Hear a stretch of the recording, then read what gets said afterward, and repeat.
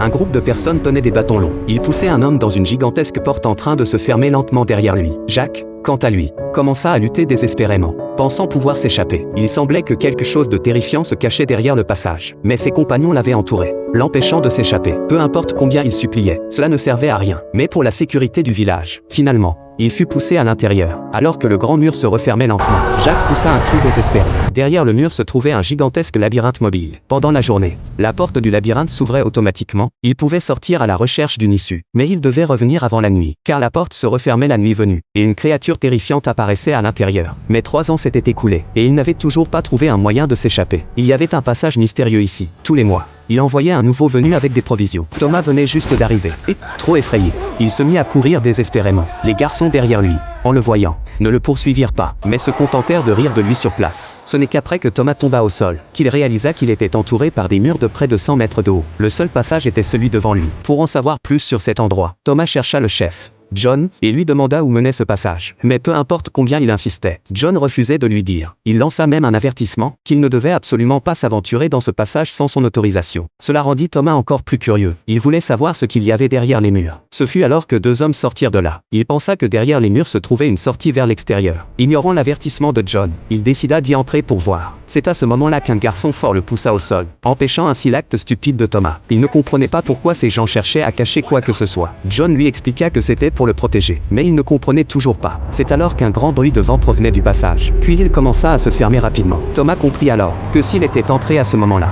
il aurait pu être écrasé. Ce jour-là, alors que Thomas cherchait une issue dans les bois, Jacques apparut soudainement derrière lui. Mais Jacques semblait un peu anormal. Avant même que Thomas n'ait le temps de réagir, Jacques se jeta sur lui et le plaqua au sol. Dans cette situation de danger extrême, Thomas saisit un objet à côté de lui et frappa Jacques. Puis il s'élança rapidement hors des bois. Jacques le poursuivait sans relâche. Ses compagnons, entendant ses appels à l'aide, arrivèrent immédiatement et maîtrisèrent rapidement Jacques. En voyant l'état de Jacques, John se hâta de faire soulever ses vêtements. On vit que les veines de son ventre étaient devenues complètement noires. Tout le monde sur place fut stupéfait.